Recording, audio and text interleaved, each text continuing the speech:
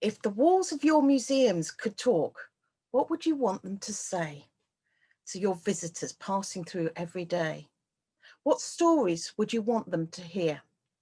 We all have these corporate messages outlining our vision and mission of your museum, saying you want to provide a service to all of the community. You want to be a place of exploration, wonder, education. You want to make people think. You want to be a resource. You want return visitors. You want to be recommended. You want to be a place of joy and excitement. So if you have such a good set of messages, why would your walls want to say sorry? What would they be apologising for? I'm a wheelchair user with mild visual impairment, and I'm the Access Ambassador to my university. I get told stories. Let me tell you a few of the stories of your visitors. As you've no doubt noted, we have a British Sign Language interpreter for this talk. This talk's being recorded and will be shared widely, so we have no idea who the audience is going to be or what their access needs are. So it's essential that we provide British Sign Language interpretation. Closed captions are insufficient. BSL is the primary language of many deaf people, so captions are effectively being provided in a second language. So it's hard to read and understand them speedily enough to keep up with the presentation. Sorry. This is Precious. She has severe asthma, so cannot wear a face mask. She wears a sunflower lanyard to let people know she has a hidden disability.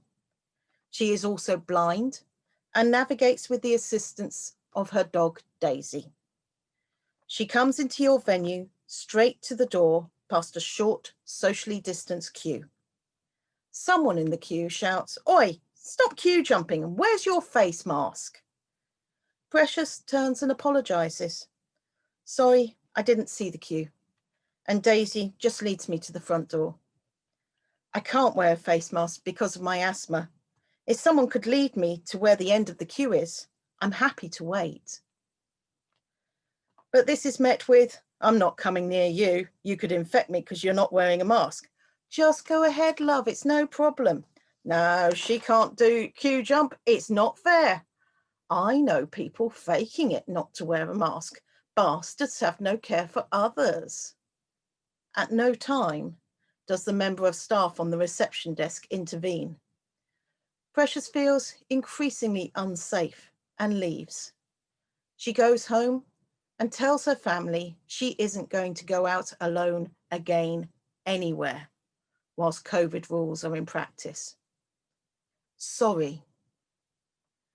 This is Amy with her son, Michael. Michael has learning disabilities and is on the autistic spectrum. He's really enjoying the exhibition. It's one of his favourite subjects. He tells his mum in great detail about the exhibits in a loud voice with regular flapping of his hands. One of your staff is supervising the exhibits that can be handled.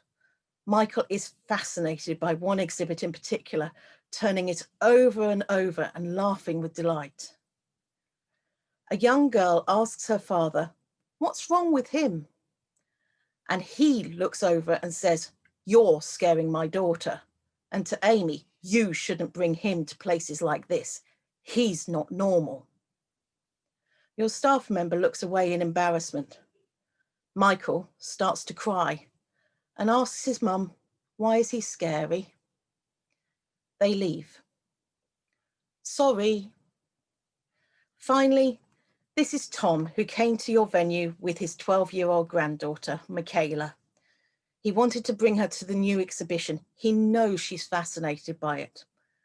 3 months ago, Tom had a stroke and now needs a wheelchair to get about. Michaela has been a focus for his recovery. Tom wanted to come out today for a treat with Michaela. On arrival, they discover that the talk on the exhibition is being given on the mezzanine floor, and there's no lift. Tom insists that Michaela goes on up and listens to the talk. He sits at the bottom of the stairs. He feels isolated and rejected. Michaela feels lonely and cheated of sharing the talk with her grandfather. As she comes down the stairs after the talk, she sees Tom sitting by himself, staring into space, alone and isolated, despite the crowds of people around him. That is one of her last memories of Tom, as he died of a second unsurvivable stroke 2 months later. Sorry. Sometimes I'm told I'm impatient because I want buildings and services to be fully accessible, and I want that to be today. You see, I'm very impatient. I've only been waiting 25 years. 1995 was when the Disability Discrimination Act became law. It was followed by the Equalities Act 10 years ago. Both laws requires venues to act in an anticipatory manner. That is, they must not wait for a visitor in a wheelchair to arrive before installing a lift. They must not wait for a deaf visitor to provide British Sign Language interpreters in the corner of videos. They must not wait for a visitor with dementia to provide their staff with training. And yet, I still get told, sorry, we can't meet your needs. Think back. In the last 25 years, have you redesigned your displays? I really hope so. But did you talk to disabled people when you did this to see how to make them accessible? In the last 25 years, have you applied for improvement grants to refurbish part or all of your venue? Did you make that section fully accessible? Or were some barriers still left in because they were too hard to address? In the last few years, have you applied for the monies now available from the government to install a changing place accessible toilet? This is a toilet with a hoist and a bench that allows people who need to have their pads changed to have this done safely and with dignity. Or is their safety and dignity not a priority for you? Sorry. And now I have to apologize. I'm sorry because I could have done a talk that would just give you a list of ideas for how to make your venue accessible. I could have talked about the purple pound and how it represents £249 billion a year to the UK economy. I could have talked about how loyal disabled customers are once they find a safe and accessible venue. Instead, I used a key tool in my Access Ambassador toolkit. I weaponized embarrassment. I made sure you felt deeply uncomfortable because I believe you are good people, because I think you want to make your venues accessible, because I don't believe you find any of those stories acceptable. And I want you to know that whilst they are fictional, each component of them is based on true events. I want you to know why you would bother to make your venue fully accessible. But you live in the same society as me, and this society has some deeply broken ideas about disability. It would have you know that I'm dependent, a burden, worthless, and probably faking it. I am someone for whom extras have to be provided out of a sense of charity. But as you go into your next venue, notice that you can push open the door. You can climb the even and regular stairs to reach the next floor. You can read the labels on the displays. You can watch the videos. And you can even use the toilet facilities. Why can't I? As a disabled person, I cannot assume that I will be able to do any of that. The venue has been built to accommodate your needs. My needs are not prioritised, are regarded as extras because society has assured you that I'm second class, non-contributory, lesser. And as a result, I will be so grateful for any small accommodations you make. Sorry, I'm not grateful. I think I have the same rights as you. I think I play many essential roles in a complex and interdependent society. I think I have the right to be able to access your building and services the same as anyone else. I think I have value and knowledge. I think that the disability perspective should be one of just many perspectives that inform your displays. I think my money and time is just as valuable as the next person's. Think about it. Does your venue act as though I have equal value to the rest of your visitors? Or do your walls want to say sorry? Ask yourself, what would have to change for the walls to say proud?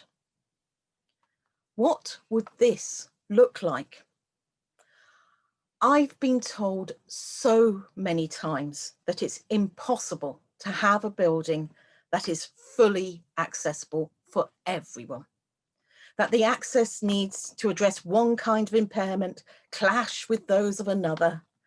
But I know that whilst I may not get 100% brilliant solutions for everyone, I can get 80% accessible solutions, and that these ensure no one is dealing with absolute access barriers, and that the compromises are acceptable. I have also frequently been told it will cost too much. And I know this is all untrue, because my team at the University of East Anglia have just built a fully accessible building to time and budget. This is the new science building at the University of East Anglia. The ground floor is teaching, the remaining 3 floors are laboratories, biology, chemistry, physics, electronics. It's quite technical stuff. And it is all fully accessible. And whilst it's not a museum, I think as I show you around, you will see many accommodations that you could use in your venues. The building contains our first changing place accessible toilet on campus. I will make sure it's not our last. The level of detail to ensure it's accessible may not be immediately obvious, so let me walk you through it. The hoist is capable of lifting most adults, and the changing bench is adult size and height adjustable. The shower allows for full cleaning if necessary, and the height adjustable seat with it provides options on how someone is cleaned. The screen provides dignity. The toilet has drop-down grab rails on both sides and sufficient space on both sides for a carer each side if needed. The sink is height adjustable with lever taps. The soap dispenser and hand dryers are also placed at suitable height for wheelchair users. The lighting level is bright, but there are frosted covers on the downlighters so that the glare is reduced. There is good colour contrast, the floors compared to the walls, the back wall and behind the sink, all assisting someone with a visual impairment to orientate and find the equipment. There are 2 bins, one for sanitary products and one for pads. There's a full-length mirror so users can check their clothing is tidy before leaving.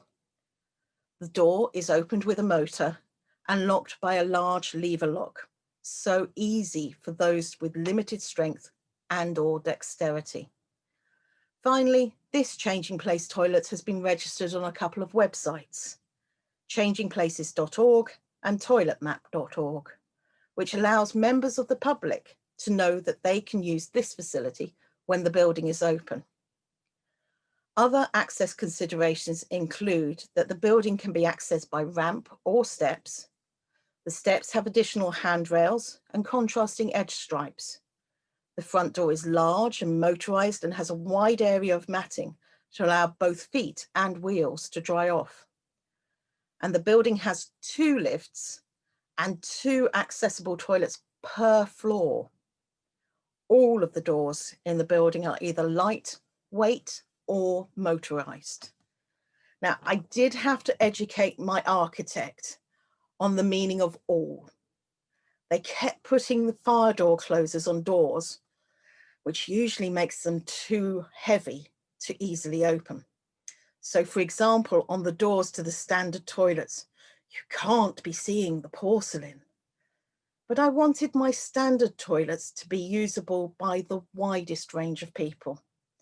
So they have lightweight doors because the hinges are set on a cam, which means they close gently. No door closers are actually needed. They also have lever taps, large lever locks, good color contrast, good lighting. There are benches in all the corridors to allow those who cannot stand for long to rest while waiting to get into class. All the teaching spaces have hearing loops and sound baffles to ensure a good acoustic environment. Height adjustable benches and fume hoods in the lab allow wheelchair users and those with restricted height to use those facilities. Power sockets either have grey fascias or dark surrounds, and cupboards are dark grey with metallic handles to enhance visual accessibility. And again, all the taps are lever taps, which allows them to be used by those who have limited dexterity or strength. So yes, I am proud of this building. Yes, it has the advantage of being new, but many of these adaptations could be installed in a refurbishment. And some adaptations are even free. Ewan's Guide is a TripAdvisor site for disabled people, and this card is available free from their website. We put these cards on all the red cords in all the accessible toilets across our campus. It's almost completely stopped red cords being tied up or tidied away. So it is possible to get proud buildings that say welcome to everyone, even in times of COVID.